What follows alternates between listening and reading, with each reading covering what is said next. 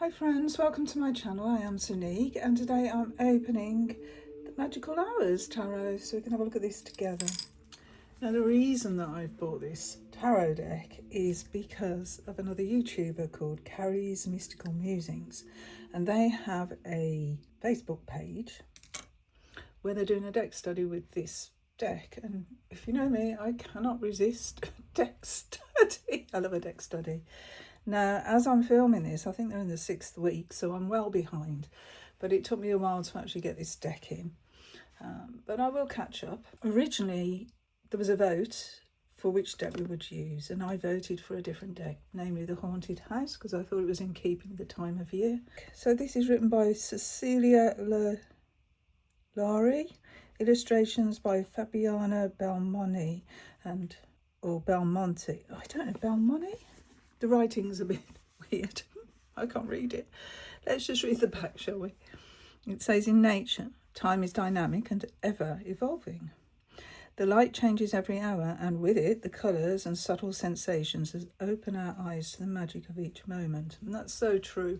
I like to take photographs, and they have what they call the golden hour, when the light is just perfect, which it isn't now. The light isn't great, but we'll carry on regardless. This unique deck follows the path of the sun and moon throughout the hours of the day and the night. By paying attention to these alchemical shifts, we discover the insights and messages available to us. Magical Hours Tarot includes 78 cards and a 128-page full-colour illustrated guidebook. Now, the other thing that drew me to this deck is that it reminds me of a couple of decks that I really enjoy. Tarot of Mystical Moments and the Dream Keeper's Tarot are the two decks that I think are very similar in aesthetic to this. So sort of a vintagey feel with collage. So let's look at this one. So it's a plain box, but it's the one I like with the magnetic closure. This is beautiful. This is the guidebook. Look at that in a sec. And oh, it's a box within a box. Okay. A lot of packaging there. Oh yes, look at that star. It is very Dream Keeper's mystical moment aesthetic. Size wise, they're a little bigger than a Rider-Waite Smith, and you can see it from the full card. Glorious, quite glossy. Oh, these are the backs. Oh, they're nice. Okay, so let's have a quick look at the guidebook. You might be able to hear the wind outside. It's getting pretty windy out there. See, this sort of font, a little bit difficult for me to read. I think it's written by Cecilia. Now, are those T's or F's? I don't know. Illustrations Fabiana Belmonte, I think. Okay, so we have a stag on the inside, the divine masculine.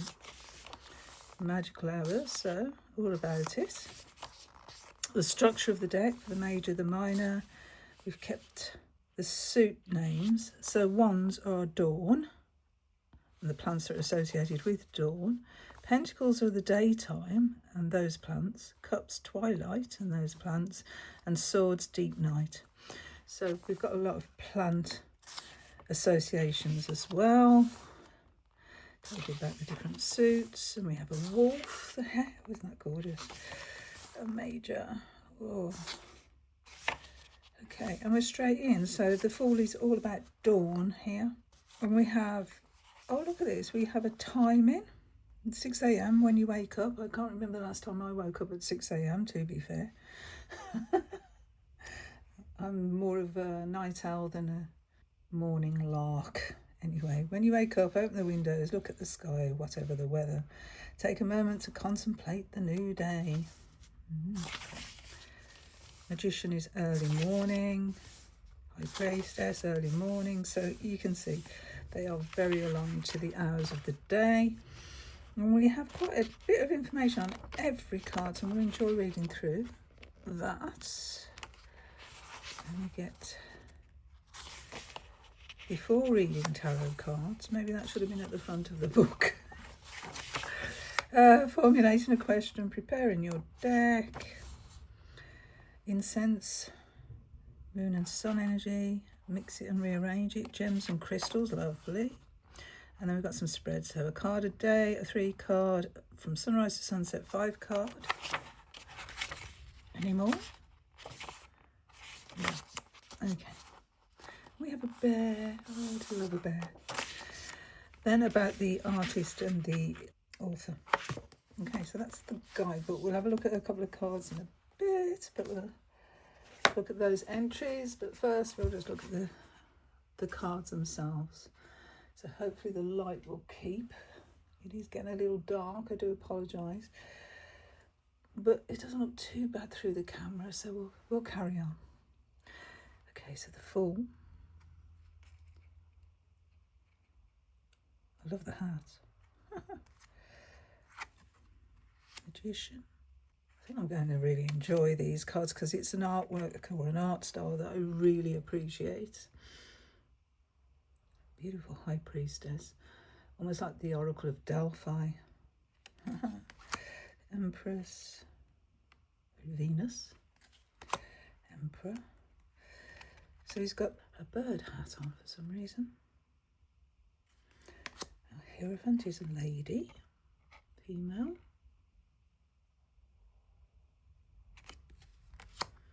The Lovers. I'm not going to say too much about this deck because, like I say, I'm going to do a deck study with it. So this is just my initial first look at the images, just to get a feel of how the deck is. That reminds me of Florence and the Machine.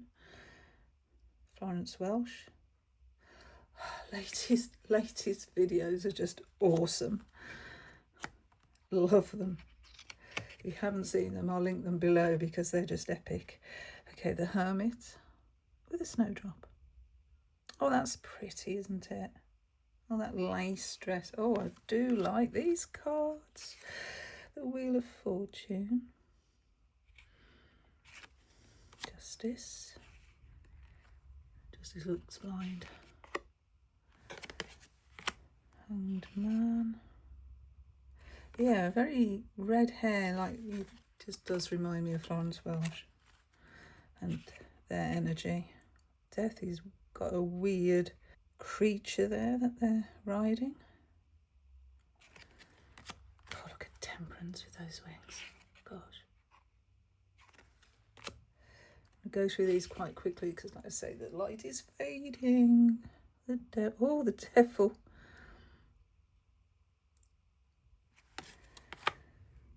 Tower. This person coming out of the clouds here.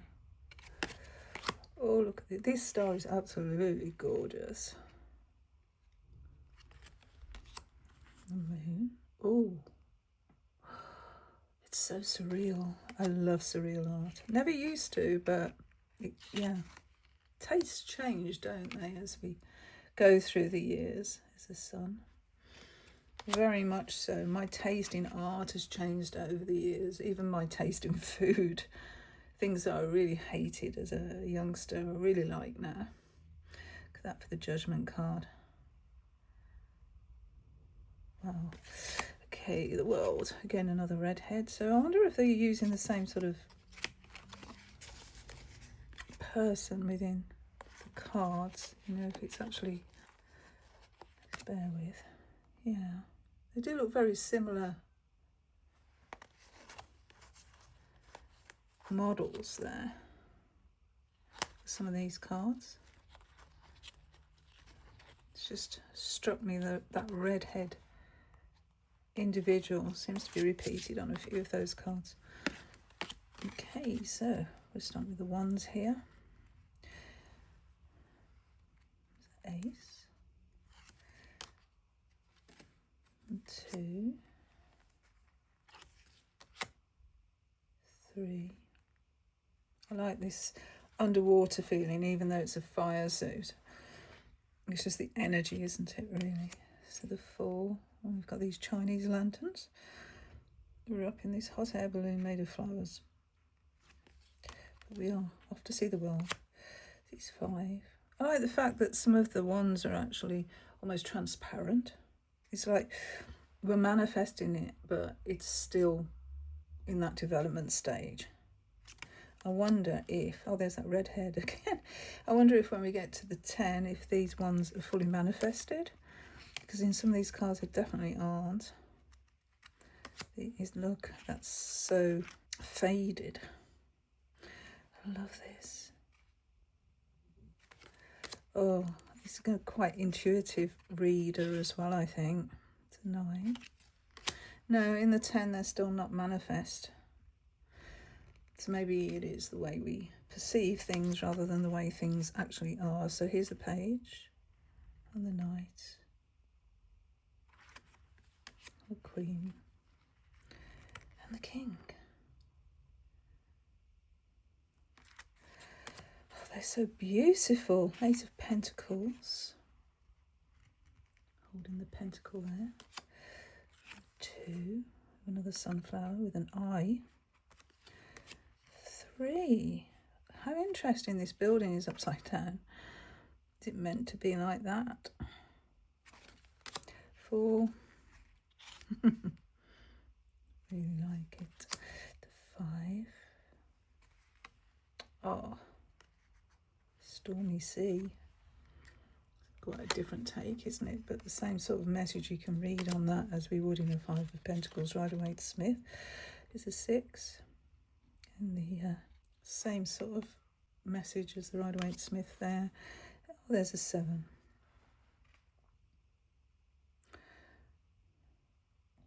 Of the Waite's taken an overview. 8. Oh, look at this 8.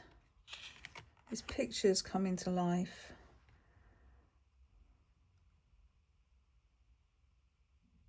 That's amazing. Oh, I think that was my favourite so far. 9. Love that tenderness there. And the 10. These dogs playing. Lovely. With the page and the Knight. Got that same Knight as in the Wands. Yeah.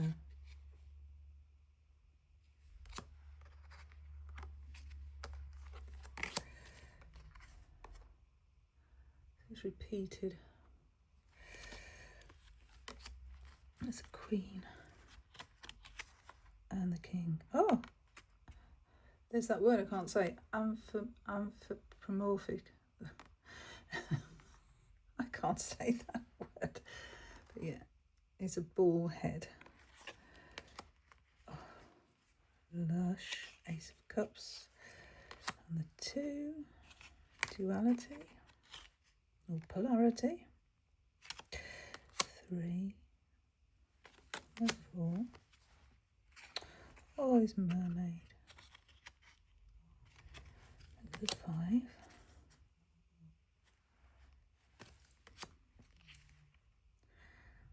6. Yeah, they're all very close to a Rider-Waite-Smith meaning. We can see that. It's just the artwork is different. But the messages are definitely there. So if you can read Rider-Waite-Smith, you'll be fine with this. I'm sorry if you can hear the dog. He's snoring a little bit. There's a 10. I'm loving this deck page. Gosh. And the Knight. So we've got a different Knight this time. Queen. And the King. Again, that word I can't say. Anthropomorphic. Yeah. You know what I mean. Ace of Swords. 2. And we've got another mermaid there. 3. So we've still got 3 swords piercing the heart. 4. Dreamland. 5. Oh, we have a portal to another option there. Like that. The 6. in a paper boat. The 7, stealing away. The 8, trapped in our own fears. I like to call this card analysis paralysis. Overthinking. And we've got the nightmare card. Oh, look at this. Can you see that? Ooh. Then we have the page and the knight.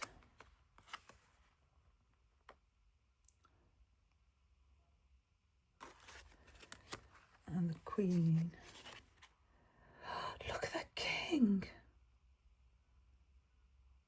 And this queen has got the eyes there on the palms of the hands. That's stunning. I'm not really one for animal heads on human bodies. It's not really a favourite aesthetic of mine. But they are done so well. Okay, let's now draw some cards and look at the guidebook.